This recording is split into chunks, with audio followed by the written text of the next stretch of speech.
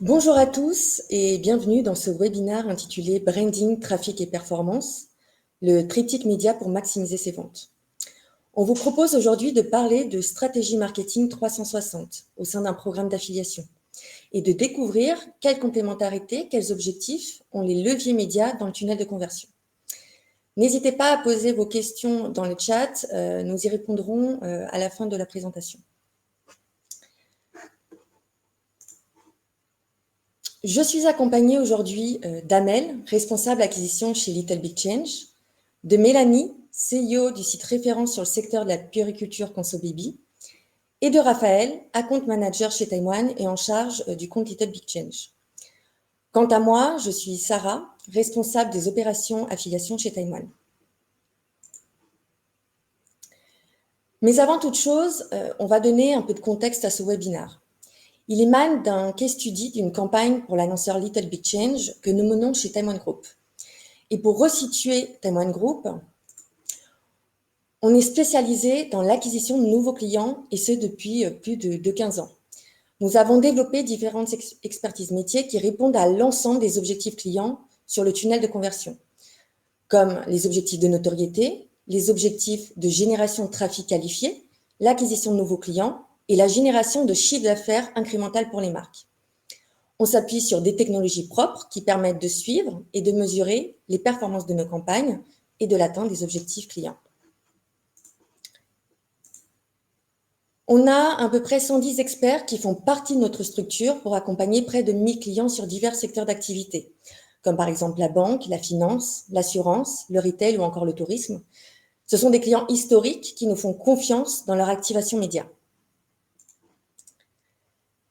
Et j'ai le plaisir de vous annoncer, et avec beaucoup de fierté aujourd'hui, que Taïwan Group et Isoscale, filiale du groupe La Poste, s'unissent pour créer un leader français du data marketing et de la communication. Par cette union, nous créons un partenaire unique sur le marché et nous serons en mesure de proposer à nos clients de vraies passerelles entre, d'un côté, les expertises de connaissance et de reconnaissance client qui sont celles d'Isoscale, et d'un autre, les expertises d'activation média qui sont celles de Taïwan. Par cette union, nous allons donc réconcilier data, analytics, technologie, créativité et performance. Pour entrer dans le vif du sujet, je vous propose de revenir sur le contexte et les enjeux du marché de l'affiliation.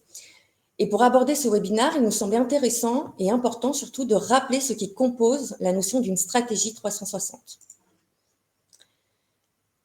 Eh bien, il s'agit d'une stratégie marketing dans laquelle nous allons activer plusieurs dispositifs médias pour une marque pour toucher son consommateur, qu'il soit client ou prospect, tout au long du processus d'achat. C'est donc la capacité à toucher le consommateur sur différents types de canaux, à différents moments, pour finalement l'impliquer à chaque étape de contact, tout en gardant la notion de performance et de rentabilité par rapport aux investissements médias des marques. Car finalement, il y a une complémentarité forte entre l'ensemble de ces leviers. Car pour générer des ventes incrémentales sur un site, qui est l'objectif in fine d'un site e-commerce, au préalable, on doit créer le besoin, faire connaître les offres et services proposés par la marque, générer du nouveau trafic qualifié et engagé sur le site, et ce n'est qu'à ce moment-là que nous allons pouvoir générer du chiffre incrémental. Si nous revenons sur la première étape, l'objectif est de travailler la notoriété et l'engagement de marque, c'est-à-dire faire connaître la marque afin qu'elle reste dans le top of mind, ou clairement créer un besoin à ce moment-là. Pour ça, on va activer des dispositifs dits haut tunnel de conversion, comme par exemple, on va activer des campagnes display sur de grands carrefours d'audience, de l'influence marketing ou encore des campagnes de programmatique display ou vidéo. Sur la deuxième et troisième étape du tunnel d'acquisition, l'objectif est de générer du trafic qualifié, mais surtout engagé vers le site de l'annonceur en créant de l'intérêt et du désir chez l'internaute. Pour cela, nous allons activer des campagnes comme le native advertising ou encore avoir une stratégie de contenu via de la rédaction d'articles sur des sites thématiques ou corrélés avec la marque. Et enfin, sur la dernière étape du tunnel d'acquisition, ou autrement dit sur le bas du tunnel de conversion, l'objectif est de faire convertir ce nouveau trafic qui a été amené par les leviers précédents et de le pousser à l'action. Pour cela, on va activer du retargeting, des sites de cashback ou encore être présent sur des sites de bons plans qui finalement sont des leviers déclencheurs à l'achat. Alors pourquoi est-ce qu'aujourd'hui on intègre cette stratégie 360 dans les stratégies d'affiliation des annonceurs? À noter qu'historiquement, l'affiliation est un levier de fin de tunnel. Eh bien pour deux raisons. La première, c'est qu'il faut dire que le marché de l'affiliation a beaucoup évolué. On fait face par exemple à la disparition de la prise en compte des actions post-vue, ce qui va impacter fortement la rentabilité des régies ou des éditeurs display qui se rémunéraient au coût par vente. Les modèles d'attribution aussi évoluent. Les annonceurs se tournent de plus en plus vers des visions contributives des leviers d'acquisition pour monitorer leur campagne, même si la vision last click est quand même encore présente chez de nombreux annonceurs. Et encore plus récemment, les évolutions juridiques liées à la RGPD impactent tout le marché de la performance. On a de moins en moins de visibilité, de remontée de conversion, et surtout, l'affiliation est fortement impactée. La deuxième raison, c'est qu'il ne faut pas oublier que les plateformes d'affiliation gèrent une multitude de partenaires au sein de leur réseau qui peuvent répondre à l'ensemble des objectifs clients et donc multiplier les points de contact de l'internaute tout au long du tunnel de conversion. Et un partenaire, au travers des dispositifs qu'il va mettre en place pour un annonceur, pour une marque, peut répondre à tous ces objectifs. Branding, trafic et performance. Dans un mix affiliation 360, du coup, chaque levier, chaque dispositif ont des indicateurs de performance qui leur sont propres en fonction de l'objectif qui va permettre d'atteindre. Par exemple, on va analyser le temps passé sur site, le taux de nouveaux visiteurs ou encore le nombre de pages vues pour les partenaires qui ont un objectif de générer du trafic qualifié sur un site e-commerce. Et en fonction de l'objectif d'un levier dans le tunnel, le modèle de rémunération des partenaires doit aussi être adapté. Du coup, on ne cantonne plus l'affiliation à un modèle de rémunération au coût par vente ou au coût par lead. En effet, pour des leviers ou des dispositifs qui servent à faire connaître une marque ou un produit, nous allons privilégier des modèles de rémunération au CPM ou au coût par clic. A contrario, si le levier se situe en bas du tunnel de conversion, dont l'objectif est de pousser l'internaute à l'action, nous allons privilégier les modèles de rémunération au coût par vente, par exemple. Du coup, si on résume, avoir une vision 360 dans sa stratégie d'affiliation nous permet de jouer avec différents modèles de rémunération qui permettent d'activer plusieurs leviers ou dispositifs qui ont un objectif précis. Et pour mesurer l'impact et l'efficacité de cette stratégie, nous avons pour fil conducteur tout au long de la campagne un coût d'acquisition ou un ROI global du programme à tenir. Car à la base de l'affiliation, il ne faut pas l'oublier, c'est qu'on a un ADN de performance où chaque euro investi doit être rentabilisé. Afin d'illustrer la mise en œuvre de cette stratégie et aussi que cela soit beaucoup plus concret pour vous, je vais laisser la parole à Amel, à Mélanie et à Raphaël qui vont vous présenter le cas Little Big Change.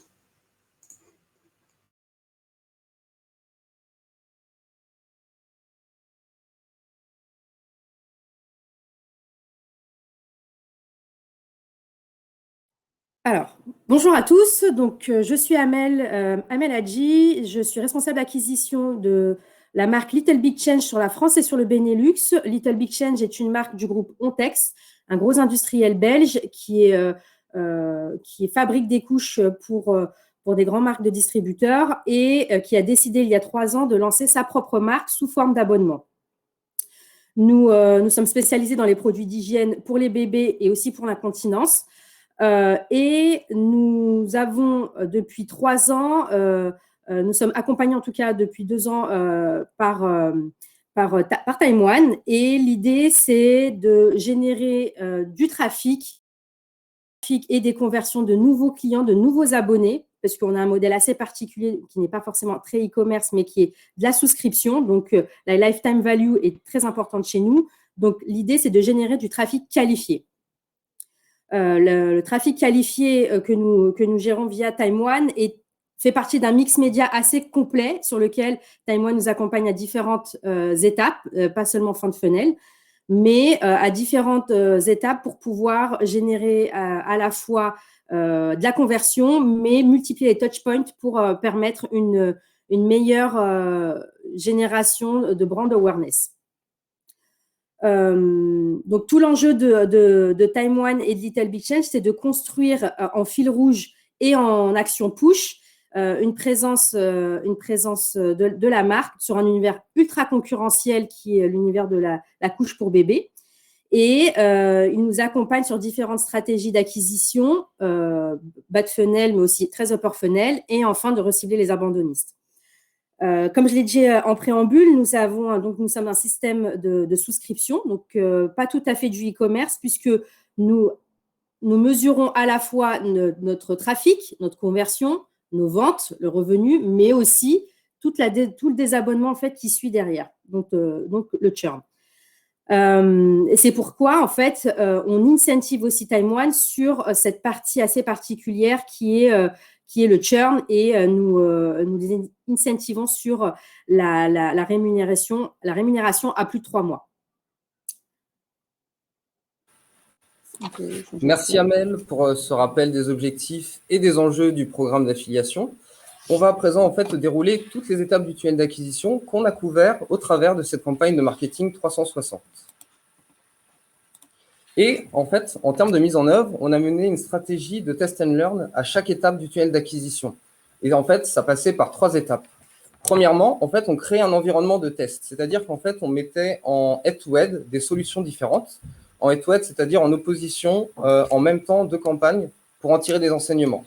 L'objectif premier, c'était de déployer une stratégie sur un échantillon qui était réduit, avec des budgets d'entrée qui étaient beaucoup plus faibles.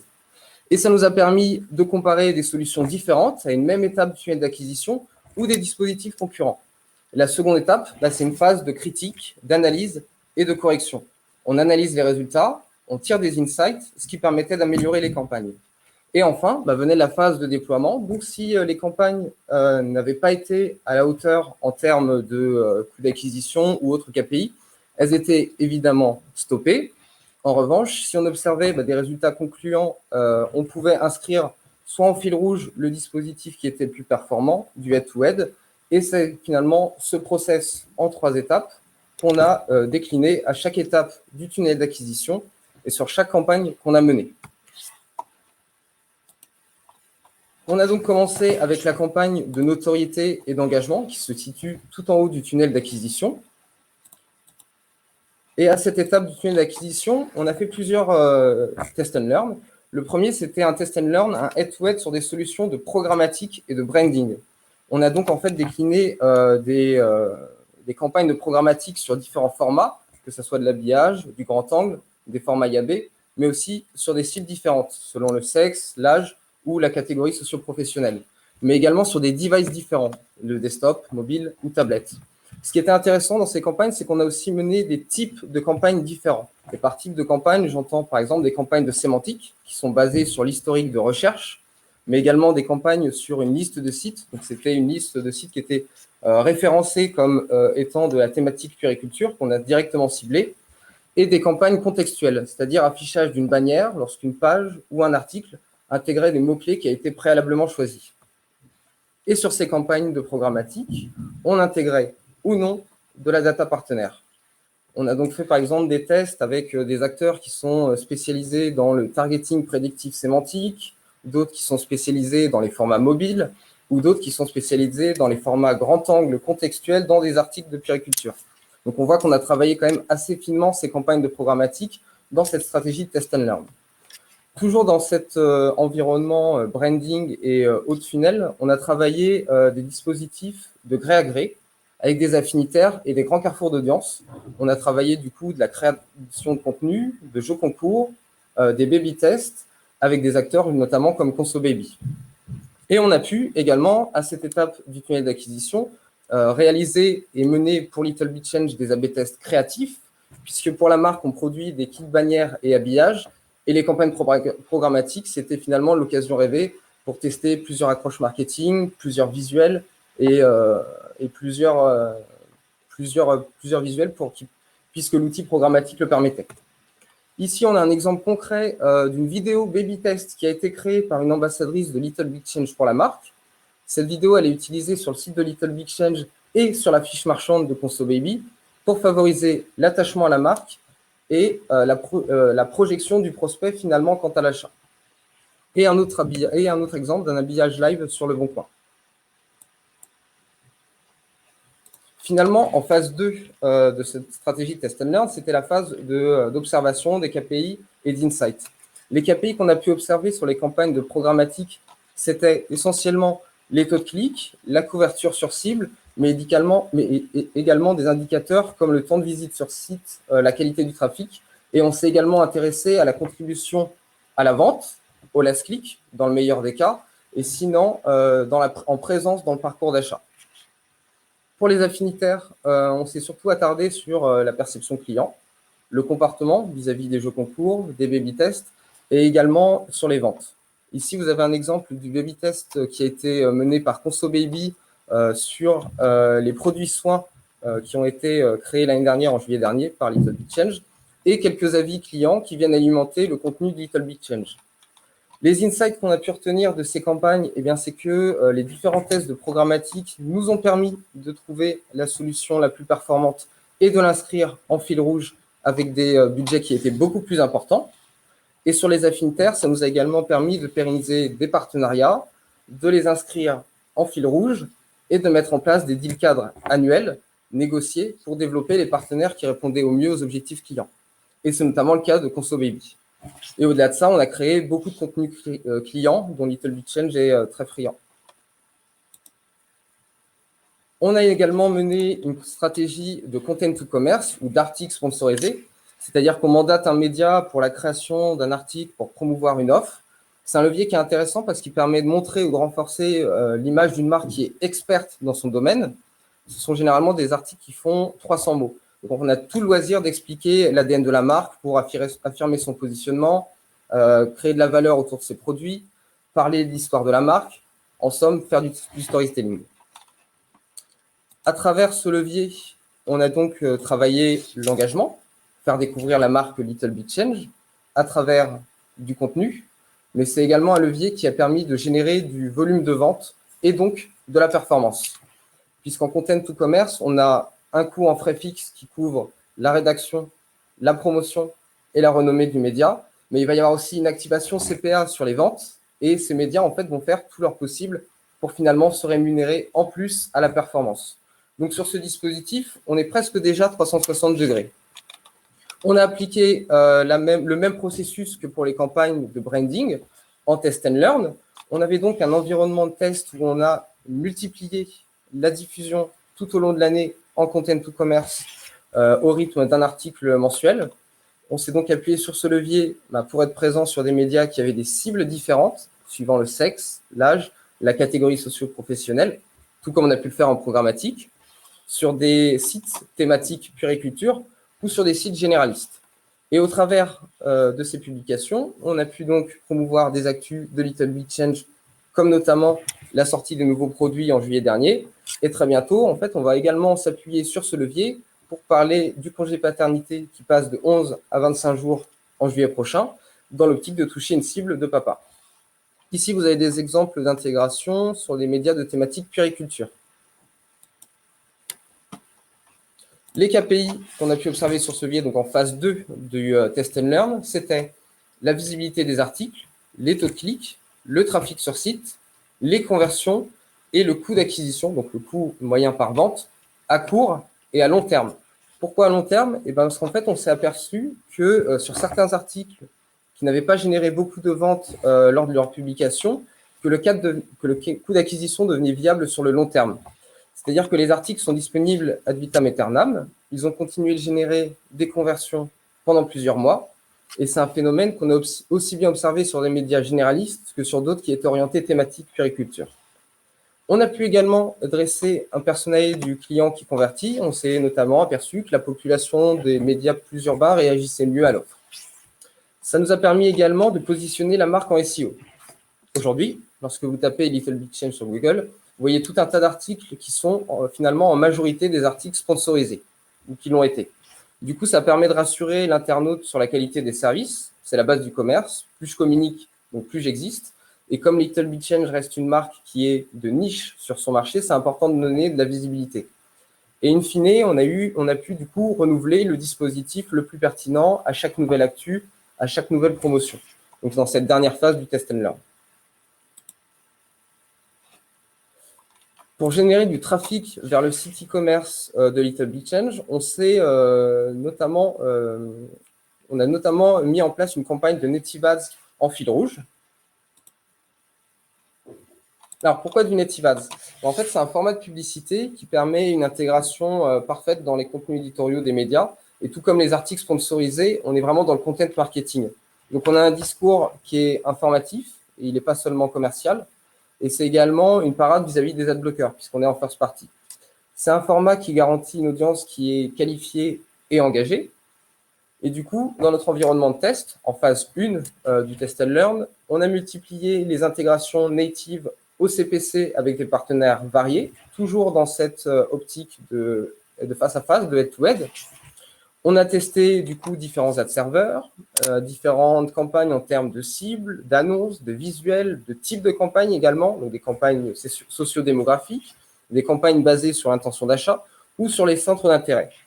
Et on a également mis en place un CPC qui était variable d'une campagne à l'autre ou d'un acteur à l'autre pour atteindre certains types d'audience qui étaient plus intentionnistes. Les KPI qu'on observe généralement sur les campagnes de Native Ads, ce sont les visites, le temps passé sur site, les ventes et le coût d'acquisition. Je vous expliquais juste avant qu'on s'était essayé un CPC variable pour toucher des cibles plus intentionnistes, donc c'était plus onéreux, mais en fait, elles étaient plus performantes, puisqu'en effet, on s'est aperçu qu'avec un CPC qui était 50% plus cher que le CPC initial plancher, c'est là où on avait un coût d'acquisition qui était le plus faible. Et cette campagne, elle nous a également permis d'avoir un apprentissage sur les personas qui transforment le mieux. On s'est notamment aperçu que c'est les campagnes surtout basées sur les centres d'intérêt ou les campagnes basées sur des intentionnistes couche-culottes, donc qui ont déjà eu un parcours d'achat sur des sites où il y avait ces mots-clés qui fonctionnaient le mieux. Et en termes de créa, c'était les créas avec mettant en avant des bébés plutôt que les produits eux-mêmes qui fonctionnaient le mieux. Donc, le fait d'humaniser les campagnes, ça permettait de les améliorer.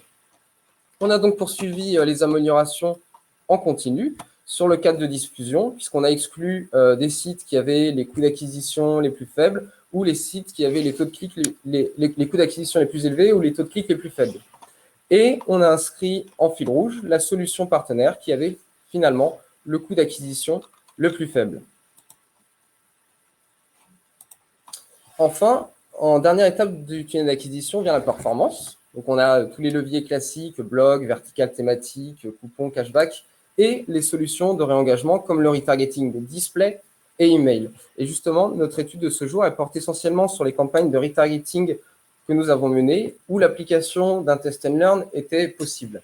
Et pour rappel, le retargeting, c'est lorsqu'on va adresser un message à un internaute uniquement s'il a préalablement visité le site de l'annonceur. Et l'objectif est bien sûr de suivre les prospects sur le web et de les convaincre de revenir sur le site pour acheter.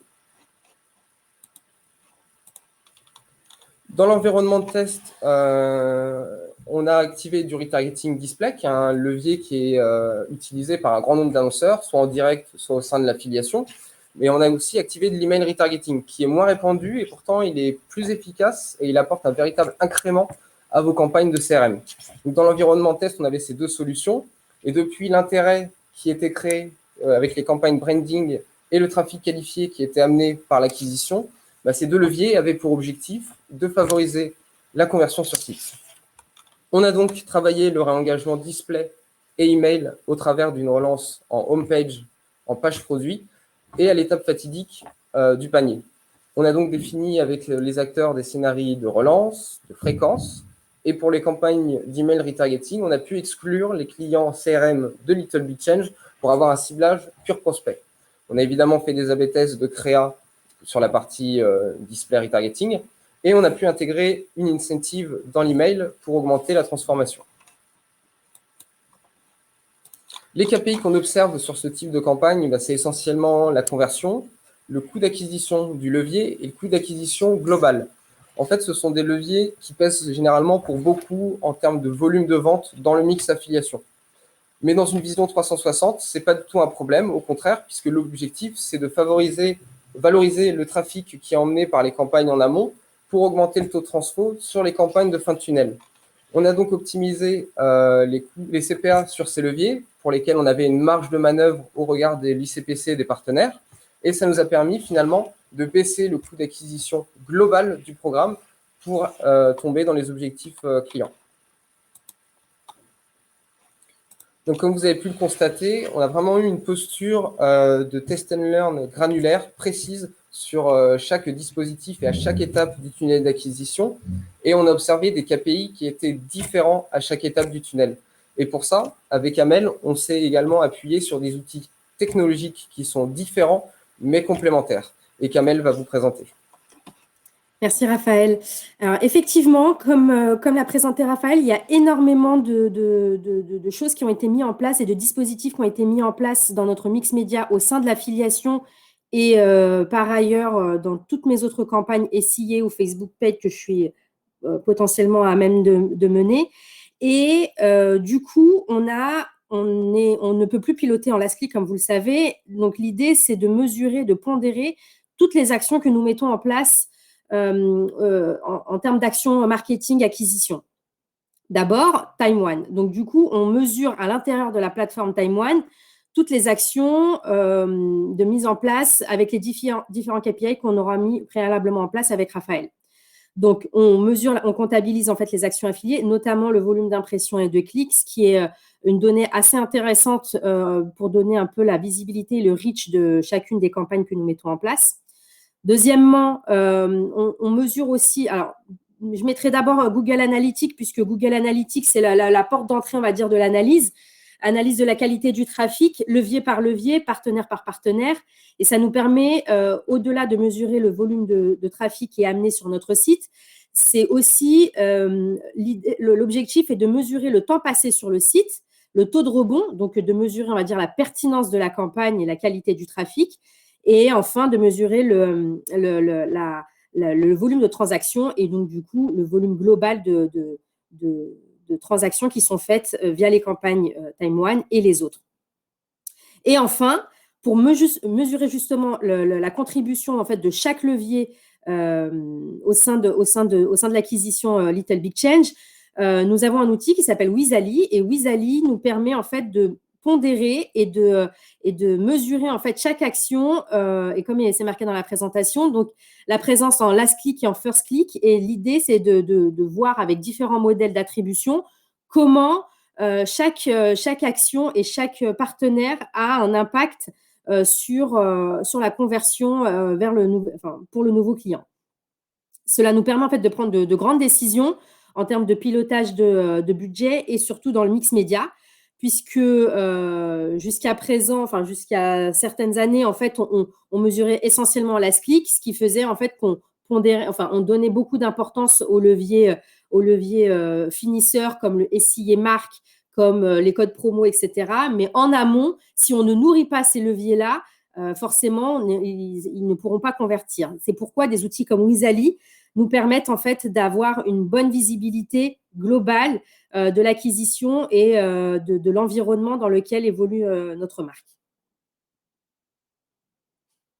Merci Amel. Effectivement, c'est super intéressant de pouvoir avoir accès à un outil comme Wizali, d'autant plus pour l'affiliation où dans ces logiques de test and learn, on va intégrer des leviers traditionnels qui, dans cette vision last click affiliation, ne ressortent pas forcément en termes de conversion.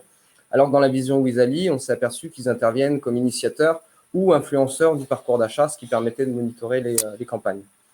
Du coup, cette visibilité mutuelle qu'on a des outils, c'est vraiment primordial dans cette relation entre partenaires, puisque ça améliore tout le process d'optimisation, mais aussi de transmission de l'info aux affiliés. Donc, pour mettre en place ces stratégies de test and learn, il y a ces prérequis techniques, effectivement, mais l'affiliation, aujourd'hui, ça repose encore beaucoup sur l'humain, sur l'échange et sur la réflexion conjointe entre les annonceurs et le réseau partenaire. D'ailleurs, Amel, si tu veux bien, nous transmettre ta vision en tant qu'annonceur de cette relation tripartite. Tout à fait. Donc, Time One, c'est notre plateforme d'affiliation depuis le début de Little Big Change. Et dès le début, ce qui a été mis en place, ça a été une stratégie non pas de finisseur, à savoir donc le code promo et le cashback, mais aussi de nourrir tous les leviers nous permettant en fait tous les objectifs, nous permettant en fait d'atteindre nos objectifs. Donc, pourquoi le choix de Time One? Ça a été plutôt une évidence en termes de connexion, puisque en termes de plateforme, c'est une très bonne plateforme en termes de lisibilité des KPI sur les learnings de chaque partenaire, de chaque action que nous mettons en place. Donc, les outils auxquels on a accès, donc la plateforme en l'occurrence, nous permettent de naviguer par nous-mêmes avec nos équipes en interne, mais aussi de partager toutes les informations avec les équipes de Time One en un seul coup d'œil, assez rapidement. D'autre part, nous avons une relation avec Time One qui fait que, en étant une start-up au sein d'une grande entreprise, nous considérons comme une start-up. Donc, du coup, nous sommes staffés de manière assez proactive et du coup, nous considérons Time One comme une extension de l'équipe Little Big Change, une extension de l'équipe acquisition Little Big Change et qui nous permettent en fait de les onboarder dans plein de stratégies actuelles et futures pour nous permettre en fait de les considérer, on les briefe sur pas mal de sujets qui peuvent être proches ou pas proches. En tout cas, on trouve des synergies assez rapidement grâce à leur réflexion stratégique qui est très souvent pertinente et en tout cas proactif et réactif. Enfin, ils nous accompagnent aussi sur toute une stratégie créative. Ils nous ont aidés à lancer notre campagne de gamme de soins l'année dernière. Toute la réflexion créa a été faite avec les DA de Time One, ce qui nous a permis en fait d'inscrire la marque non seulement sur une marque de couches, mais aussi une gamme de soins. Ce qui est pas une mince affaire dans la mesure où c'est un marché qui est assez particulier, que nous on a un positionnement branding qui est aussi particulier. Et ce qui fait qu'aujourd'hui, on a pu inscrire et on note un accroissement en fait, de volume de vente sur la gamme de soins, grâce notamment au dispositif publicitaire qui a été mis en place par Time One. D'autre part, donc du coup, la dimension de conseil opérationnel, effectivement, donc du coup, moi, je suis en contact assez proche avec Raphaël au quotidien. À côté de ça, parallèlement à ça, il y a aussi toutes les autres personnes de l'équipe Time One qui nous accompagnent sur du conseil, donc notamment Nathalie Bayon et Sarah Pereira qui sont présentes dans notre stratégie plus long terme et qui nous accompagnent de manière assez proche en tant que start-up et comment nous faire grandir dans cet environnement d'environnement à la fois de souscription mais aussi dans l'univers puériculture. Et enfin, et dernier point assez important sur des sujets un peu techno, compliqués pour des marketeurs, c'est l'accompagnement sur des sujets comme la RGPD et l'update en fait des sujets sur les cookies, etc. Pareil, on a tous été confrontés à ça et l'accompagnement qui a été fait par Time One avec nos équipes sur ce sujet-là a été pris en main bien en amont, ce qui a été plutôt positif et agréable en tout cas en termes de relationnel, puisque du coup l'affiliation a pris les choses en main et pour un levier qui dépend peut-être aussi beaucoup des cookies, ça a été quelque chose de plutôt positif et au final on s'en sort pas trop mal, je crois, sur cette partie-là. Voilà. Merci Amel pour l'apport de ta vision. Je vais laisser la parole à Mélanie de ConsoBaby, qui est un des sites du coup principaux du programme Little Big Change.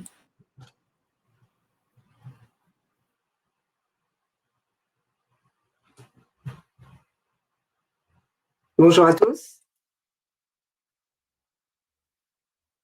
Je propose de passer au slide, Raphaël. Merci. Alors, c'est le slide juste avant.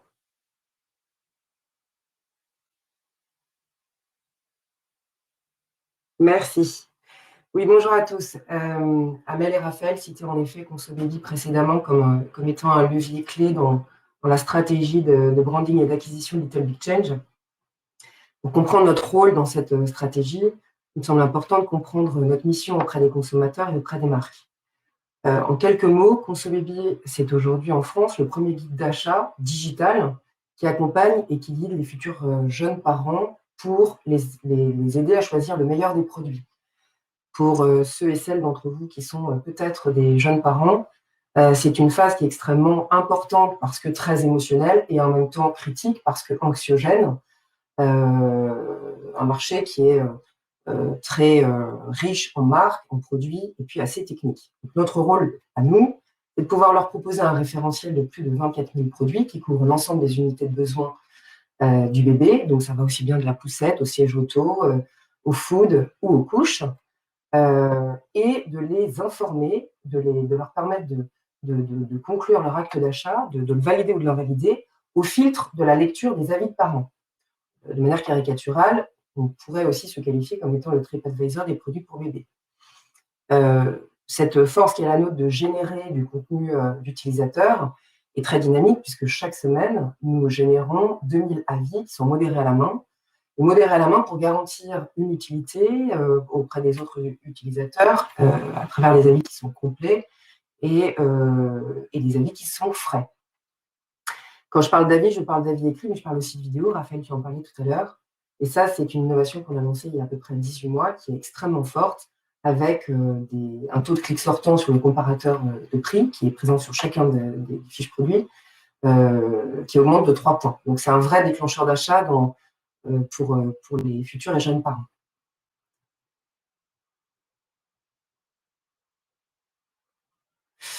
Donc ça, c'était la mission auprès des parents. Notre proposition de valeur auprès des marques, elle est de pouvoir positionner la marque au cœur de sa cible.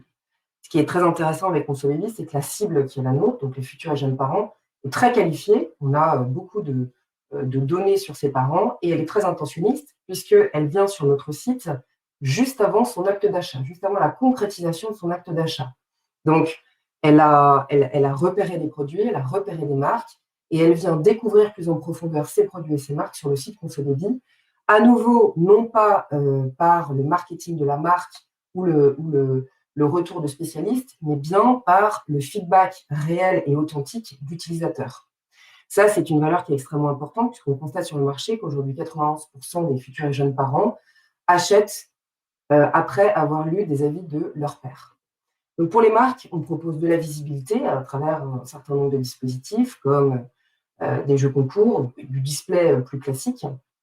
On propose aussi de soutenir la notoriété en positionnant le produit comme référent dans sa catégorie ou dans des catégories proches de sa catégorie native. Donc, c'est du sponsoring produit majoritairement.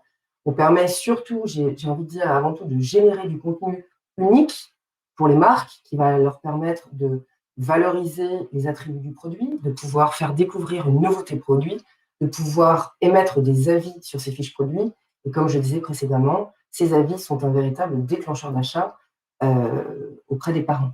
Enfin, à travers le comparateur de prix qui est donc présent sur chacune des fiches produits, à travers aussi un certain nombre de leviers qui permettent de rediriger directement vers les marchands, on redirige du lead qualifié pour aller transformer la visite en acte d'achat. Au niveau du partenariat qui nous a unis avec Little Big Change depuis maintenant, Amel, presque 18 mois, c'est un plan média qui a été réellement co-construit à la fois avec la marque, mais aussi avec la plateforme et bien sûr avec Conso-Baby. L'objectif, il était d'identifier les besoins et les enjeux de la marque et de pouvoir y répondre d'une manière 360 en étant présent, en positionnant la marque comme étant présente sur l'ensemble du parcours d'information et d'achat du futur et du jeune parent. Nous avons travaillé la notoriété, la visibilité de Little Big Change avec la mise en place de jeux concours, de displays d'une manière régulière, récurrente tout au long de l'année. Nous soutenons aussi son image de marque et ses attributs produits en générant ce fameux contenu dont je vous parlais tout à l'heure, donc les avis, mais aussi en le valorisant a posteriori de l'émission de l'avis, notamment sur les réseaux sociaux. On a un engagement de notre communauté qui est très fort et le fait de pouvoir promouvoir ce feedback utilisateur est une valeur très importante pour la marque puisque, à nouveau, elle rassure la cible et permet d'engager plus facilement le consommateur vers l'acte d'achat. Puis enfin, on transforme cette visite, en tout cas, on tend à transformer cette visite en acte d'achat à travers les clics sortants vers le site marchand de Little Big Change et puis à travers aussi des emailing dédiés que nous envoyons à notre base.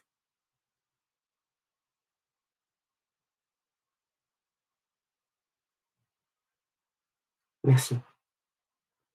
Alors, ce que nous avons apporté à Little Big Change à travers cette stratégie, comme je vous le disais, qu'on a mis en place depuis 18 mois, c'est bien sûr du branding et de l'acquisition. C'est le sujet même du webinaire de ce matin. Ce qui est important de savoir, et Amel t'en a parlé un petit peu tout à l'heure, c'est de positionner toujours la marque dans son univers concurrentiel. Aujourd'hui, la couche écologique, c'est un marché qui est en plein essor depuis maintenant 2-3 ans, suite notamment à des tests consommateurs qui ont été plutôt défavorables à des grandes marques, pour ne pas les citer. Et on a vu, nous, de notre point de vue expert marché de la puériculture du bébé, éclore pas mal de marques qui se sont spécialisées sur des engagements forts, éco-responsables, bénéfiques pour le bébé, sur le marché des couches. Donc, c'est vrai que Little Big Change me questionne sur comment est-ce que je peux développer ma notoriété, ma visibilité et puis mon engagement, mon acquisition, alors même que le marché tend à se développer très fortement. Pour vous donner un ordre d'idée, on a constaté depuis plus de 24 mois que dans le top 10 des pages les plus consultées chaque semaine sur le site, les couches écologiques étaient systématiquement présentes.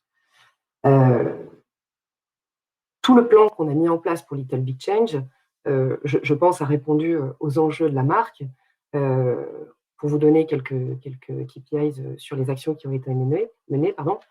Lors des jeux concours, nous avons eu à peu près 9000 participants sur 15 jours de jeux concours, avec un CTR assez fort de 2,9%. Et à date, nous sommes déjà à 750 000 impressions.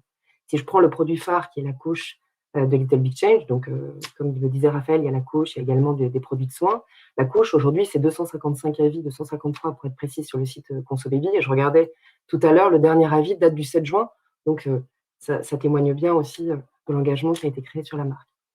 Enfin, je voulais également valoriser la relation tripartite qui nous a permis de mettre en place ces opérations sous plan média avec Little Big Change, parce qu'aujourd'hui, pour un site comme ConsoBaby, un site donc qui est média, c'est véritablement bénéfique de pouvoir travailler dans cette relation tripartite. D'abord, et j'ai envie de valoriser d'abord ce point-là, parce que les intérêts sont partagés, ils sont communs. Dès lors qu'ils sont partagés et qu'ils sont communs, chacun va œuvrer pour pouvoir déployer collectivement des efforts qui vont se porter vers le succès, en tout cas la recherche de résultats attendus.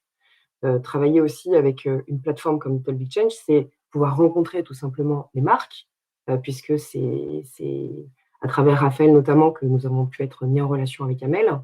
Et puis, un point non négligeable, on a plusieurs centaines de partenaires aujourd'hui, et le fait de travailler avec Little Big Change nous a permis de faciliter la relation au quotidien, parce que nous avons une clé d'entrée qui est Time One, et c'est un vrai facilitateur au quotidien, tant dans la récupération de tous les éléments nécessaires à la mise en place d'une campagne, mais aussi au tracking des résultats et au partage pour pouvoir sans cesse itérer sur des plans d'optimisation de notre plan média.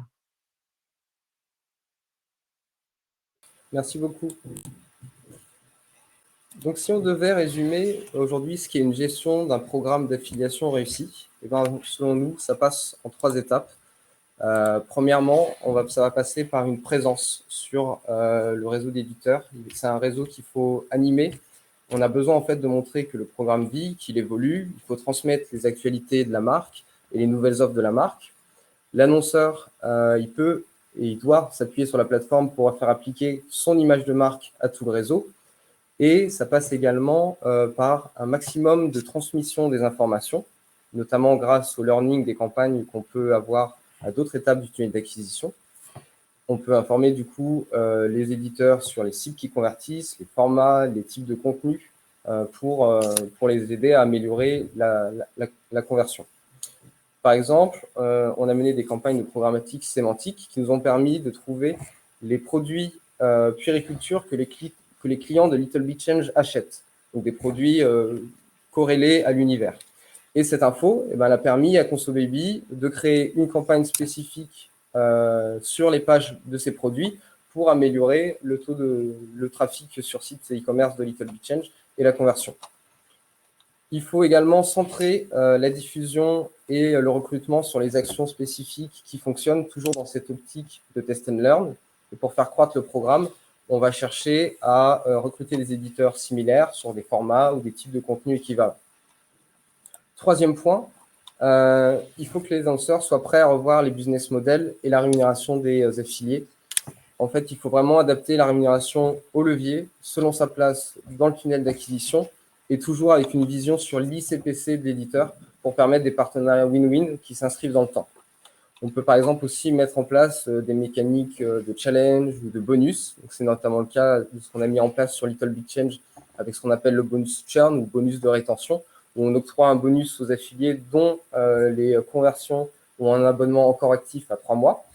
Ça permet du coup d'améliorer la rentabilité d'une part de l'affilié, d'avoir un avantage concurrentiel, nous, account manager, quand on va pousser le programme par rapport à un autre programme de puériculture, et sans pour autant dégrader la rentabilité de l'annonceur, puisque sur le long terme, la lifetime value, elle est beaucoup plus haute. On peut également jouer avec les niveaux de rémunération pour atteindre la cible la plus intentionniste possible, comme on a pu faire par exemple en Native Ads, où on s'est aperçu qu'avec un CPC qui était plus haut, et on avait un CAC qui baissait. Donc un coût unitaire plus cher ne veut pas forcément dire qu'on va être moins rentable.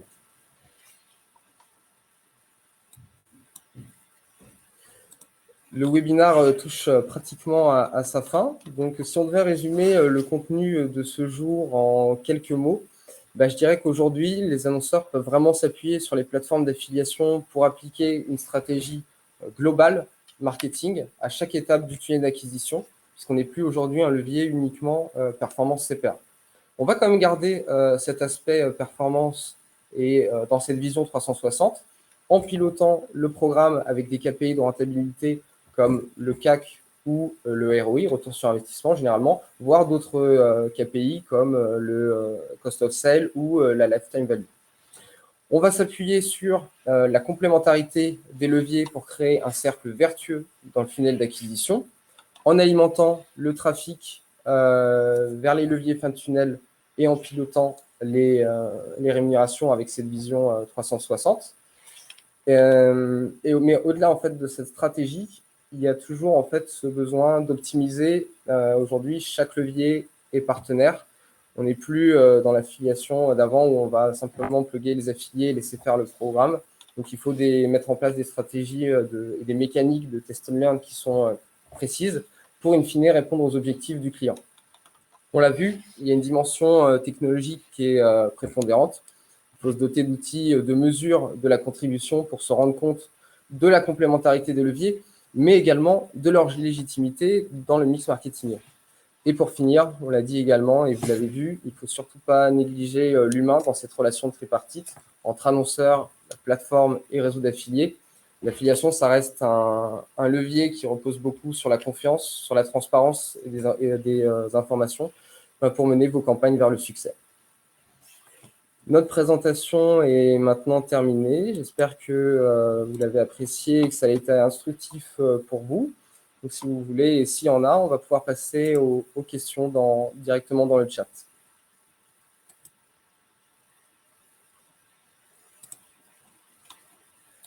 Pour l'instant, pas de questions.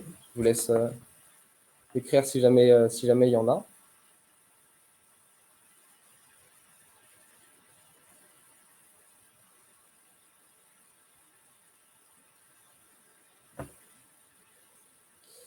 Est-ce qu'il est pertinent de multiplier les éditeurs ou faut-il se concerter sur quelques gros acteurs de notre secteur? Alors, en fait, quand on va lancer un programme d'affiliation, ce qui va être intéressant, c'est évidemment de recruter un maximum d'affiliés, des affinitaires, parce que même si travailler avec quelques gros acteurs peut parfois être plus intéressant, on va avoir au début besoin de faire connaître la marque, donc pas uniquement auprès de ses clients, mais également au niveau du réseau d'éditeurs. Donc, il va y avoir toute une phase de recrutement où on va essayer de multiplier effectivement les éditeurs, mais très rapidement, il va falloir être capable d'identifier les top éditeurs, essayer de mettre en place avec eux des deals spécifiques pour essayer de les faire grossir et finalement, comme Conso Baby, mettre en place des deals cadres et faire de ces partenariats des partenariats à succès. Donc oui, il faut multiplier les éditeurs, mais dans une seconde phase, il faut se concentrer sur ce qui fonctionne et essayer de le répliquer à d'autres acteurs.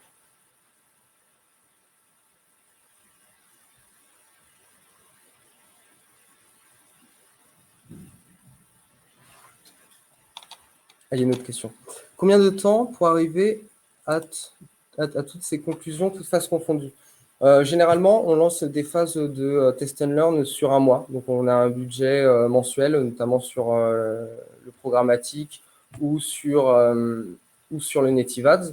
Ce qu'on faisait, c'est que quand on avait une solution qui fonctionnait bien, elle s'inscrivait en fil rouge, mais on n'hésitait pas non plus, quelques mois plus tard, à refaire cette phase de test and learn et à remettre en head-to-head en face d'une solution qui fonctionnait bien, un nouveau concurrent ou une nouvelle campagne qui était un peu différente.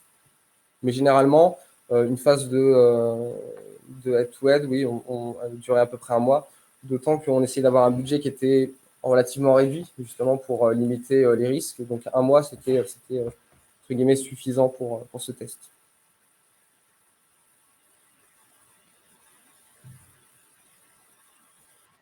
Pour Mélanie. Avez-vous des critères de sélection dans le choix des marques? Si oui, lesquels?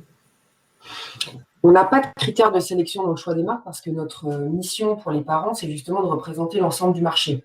Donc, la neutralité qui fait partie de notre positionnement est très importante dans la représentation de l'ensemble de ces marques. En revanche, on s'est déjà interdit de représenter certaines marques qui avaient eu des résultats, notamment sur du siège auto, des résultats au crash test extrêmement mauvais. Et par conscience, on ne les avait pas mis sur le site. On n'intègre pas non plus toutes les marques qui sont ce qu'on appelle des no-name, donc des marques peu emblématiques pour les parents et qui sont plutôt des marques de distributeurs de Chine. Voilà. Mais sinon, on ne s'interdit aucune marque.